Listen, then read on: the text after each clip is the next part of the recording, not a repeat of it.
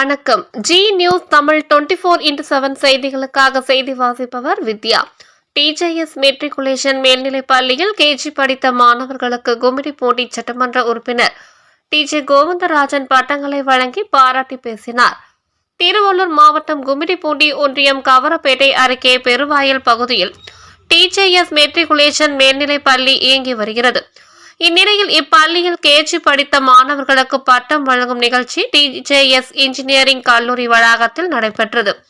இந்நிகழ்ச்சிக்கு டிஜேஎஸ் கல்வி குழுமத்தின் தலைவரும் கும்மிடிப்பூண்டி சட்டமன்ற உறுப்பினருமான கல்வி நெறி காவலர் டிஜே கோவிந்தராஜன் தலைமை தாங்கி மாணவர்களுக்கு பட்டங்களை வழங்கி பாராட்டி பேசினார்.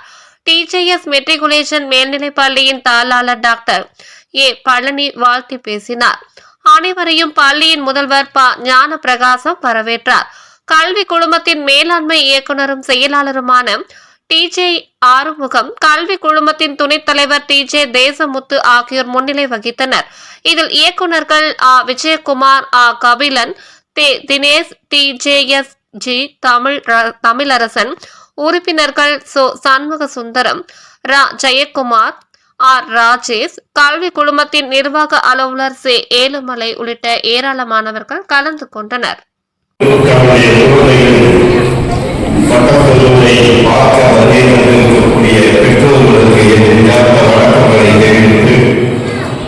இந்த நிகழ்வுக்கு மிகச் சிறப்பாக ஏற்பாடு செய்து அந்த குழந்தைகளை பராமரித்து அவர்களுக்கு பட்டம் பெறாக தயார்படுத்திக் கொண்டிருக்கக்கூடிய ஆசிரியர்கள் மக்களுக்கு அந்த வணக்கங்களை தெரிவித்துக் கொள்கிறேன்.